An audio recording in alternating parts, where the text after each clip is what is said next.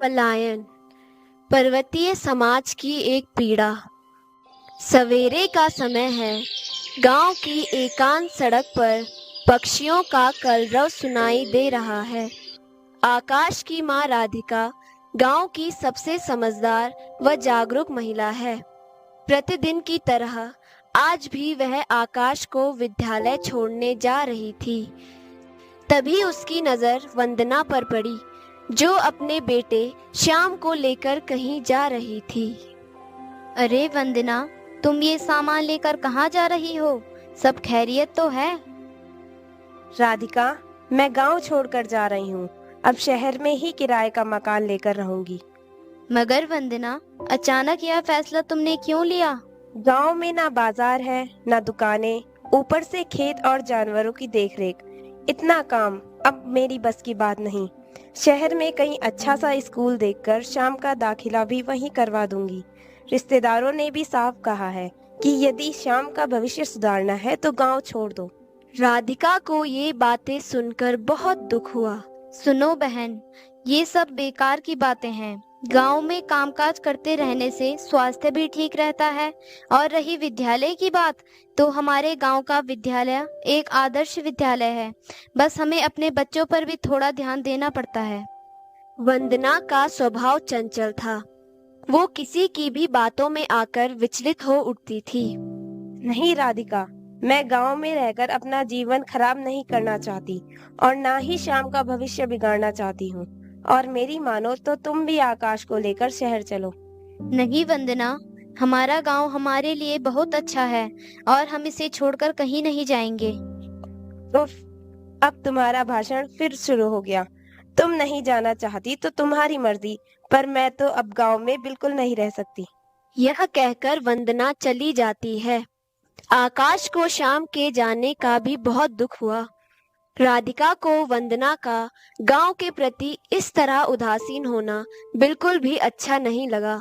वह सोचती है, इंसान भी अजीब है, जो स्वर्ग जैसे गांव की सुंदरता को भुलाकर शहरों के मायाजाल में फंसता चला जा रहा है और फिर सुख की तलाश में अपने गांव की ओर ही ताकता है। शहर में वंदना ने एक कमरा किराए पर लिया। गांव में इतने बड़े मकान में रहने के बाद एक ही कमरे में रहना कठिन था, पर उसके मन में तो शहर की हवा बसी थी। दिन बीतते गए। शाम का दाखिला एक स्कूल में करवा दिया गया। स्कूल की फीस काफी ज्यादा थी, ऊपर से बीच बीच में अनाप शनाप खर्च अलग। शुरू में तो वंदना का खर्चा ठीक ठाक चल जाता था, पर अब उसके पास जरूरी काम के लिए भी पैसे नहीं बच पाते थे। गांव में एक दिन शाम के समय राधिका की मुलाकात कुछ ग्रामीणों से होती है। बातचीत से पता चलता है कि लगातार खाली होते गांव को देखकर सभी परेशान हैं। चंदन कहता है, दीदी, निश्चय ही गांव छोड़कर जाना उचित नहीं है, परंतु यदि हम लोग शहरों की ओर नहीं जाएंगे तो अपने बच्चों को अच्छी शिक्षा कैसे दिला पाएंगे? स्कूल की पढ़ाई आज के समय में पर्याप्त नहीं है और गांव में अतिरिक्त शिक्षण की कोई व्यवस्था नहीं है। अगर हमारे बच्चे ट्यूशन कोचिंग नहीं जाएंगे तो आगे कैसे बढ़ पाएंगे? सुमन कहती है, बिल्कुल सही। आधुनिक शिक्षा प्राप्त करने के लिए तो शहरों की ओर ही जाना पड़ेगा और फिर रोजगार के लिए तो एक ना एक दिन बच्चों को गांव छोड़कर जाना ही पड़ेगा।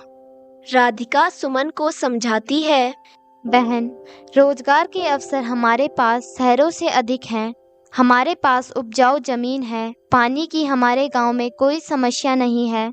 यदि हम सभी मिलकर फलों के वृक्ष लगाएं, दालों की खेती करें, प्राकृतिक खाद का व्यवसाय करें, दूध का व्यापार करें, तो हमें कहीं और भटकने की आवश्यकता ही नहीं है। इस प्रकार सभी के बीच काफी देर तक बातचीत चलती है। सभी राधिका की बातें बड़े ध्यान से सुनते हैं और मिलकर संकल्प लेते हैं कि अब हम अपने गांव को उन्नति के मार्ग पर अवश्य ले जाएंगे।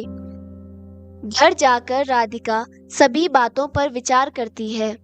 इंटरनेट की सहायता से उसे सरकार के विद्यांजलि पोर्टल की जानकारी मिलती है फिर वह अपने गांव के विद्यालय में जाकर प्रधानाचार्य से मिलती है और उनकी सहायता से कुछ स्वयंसेवकों जो बच्चों को अतिरिक्त शिक्षा दे सकें की आवश्यकता का संदेश विद्यांजलि पोर्टल पर डाल देती है। देखते ही देखते कुछ ही दिनों में देश विदेश से बहुत से स्वयंसेवक जुड़ जाते हैं। क्योंकि विद्यालय का भवन गांव से थोड़ी दूर था, तो राधिका ग्राम प्रधान से मिलकर उनसे पंचायत भवन में एक कक्ष को डिजिटल कक्षा में परिवर्तित करवा देती है और अब बच्चे रोज शाम को बड़ी आसानी से गांव के बीच ही रोचकता के साथ पढ़ाई कर पा रहे थे। राधिका के इस प्रयास की पूरे गांव में सराहना हो रही थी। बच्चों के अतिरिक्त शिक्षण के बाद अब राधिका की दूसरी चिंता थी कि गांव के खेतों का लाभ उठाकर ग्रामीणों की आर्थिक स्थिति को मजबूत बनाना। राधिका ने इसके लिए इंटरनेट की सहायता से कृषि जागरण वेब पोर्टल कृषि मित्र ऐप से बहुत सारी जानकारी जुटाई और अच्छे गुणवत्ता के फलों के बीज पूरे गांव में लगवाए। देखते ही देखते पूरा गांव भारी मात्रा में फलों का निर्यातक बन गया। गांव के बहुत से लोग जो शहरों में नौकरी करने गए थे, सभी लौटकर आने लगे और जितना पैसा वे शहरों में कमा रहे थे, उससे अधिक गांव में कमाने लगे। राधिका के प्रयासों के लिए उसे कई पुरस्कार मिले तथा उनके गांव को उत्कृष्ट ग्राम पुरस्कार से भी नवाजा गया। वंदना कमरे में बैठी है, तभी श्याम वहां आता है। वंदना उससे पूछती है, श्याम, आज तुम स्कूल क्यों नहीं गए? माँ, आज सभी बच्चे पिकनिक पर गए हैं। मैंने पैसे नहीं दिए तो मैं कैसे जाता? माँ, यह स्कूल बहुत बुरा है। वंदना को यह बात बड़ी चुभी। वह किसी तरह से तो स्कूल की फीस और ट्यूशन की फीस ही जुटा पा रही थी। बाजार से आते वक्त वंदना एक जगह बैठ जाती है। वह बहुत चिंतित है।